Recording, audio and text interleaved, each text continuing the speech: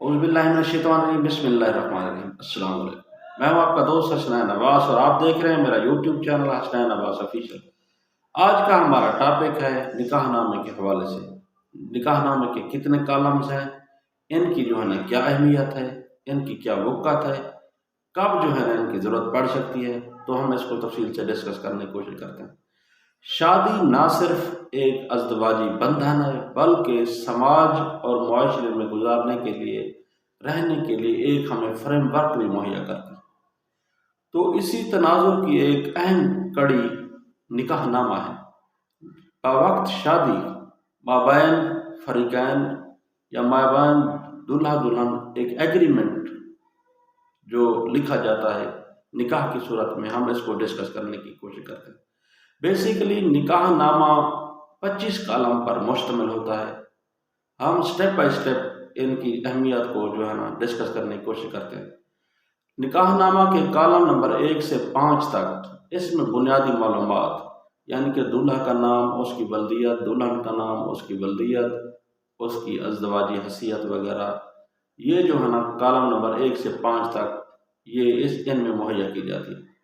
इसके बाद column number 6 में लड़की की उम्र पूछी जाती है, यानी कि इस लड़की की उम्र जो है ना 18 साल है, 20 है, 25 है, ये उम्र के हवाले से ये कॉलम नंबर है।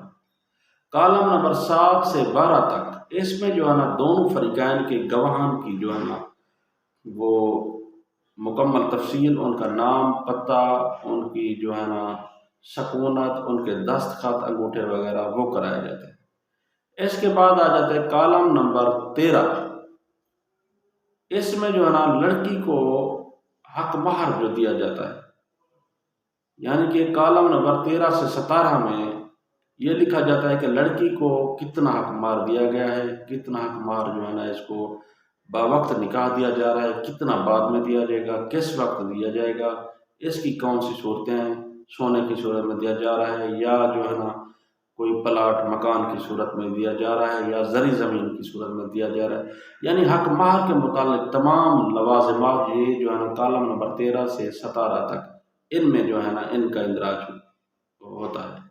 इसके बाद आ जाता है कॉलम नंबर 18 से 19।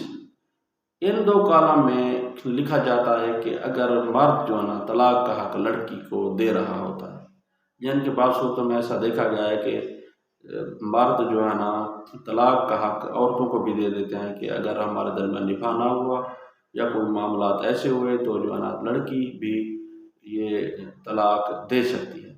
इसके बाद आ जाता है कॉलम नंबर 20। कॉलम नंबर 20 में माहाना खर्चे की तफसील लिखी जाती है, यानी कि माहाना खर्चा जो है ना दुल्हन को मर्द की तरफ से, दूल्हा की तरफ से ये कितना दिया जाएगा, इसकी जो है ना वैल्यू कितना होगी, किस सूरत में दिया जाएगा, ये जो है ना खर्चे के मुतालिक तमाम किस्म की तफसीलात जो है ना ये कॉलम नंबर 20 में जो है ना दर्ज होती है। इसके बाद आ जाता है 21।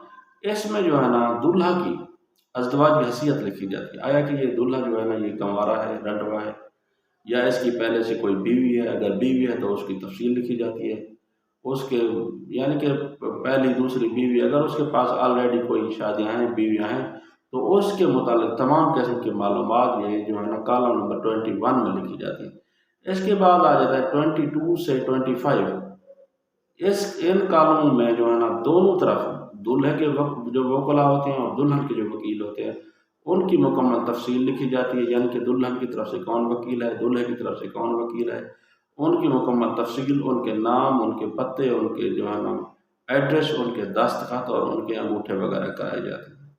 दोस्तों ये था हमारा आज का टॉपिक, जिसमें हमने जो है ना निकाहनामे के मुतालिक डिस्कस करने की कोशिश की कि निकाहनामे में टोटल कितने कॉलम होते हैं और हर कॉलम की क्या अहमियत है, क्या वक़्त है, और बाद में जो है ना ये हमें किसी वक्त जो है ना ये डॉक्यूमेंट्स यानी कि हमें ज़रूरत पड़ सकता है, तो बावक्त निकाह जो है ना शरीयत के दायरे में रहते हुए शरई निकाह भी लाजमी है और साथ ही ये जो एग्रीमेंट तरतीब दिया गया है इसकी भी बहुत सी वैल्यू है, बहुत सी अहमियत है। दोस्तों उम्मीद करता हूँ कि मेरा ये आज का टॉपिक आपको समझ आ गया होगा। हमारी नई मालूमाती वीडियो आने तक इजाज़त चाहता हूँ। अस्सलाम।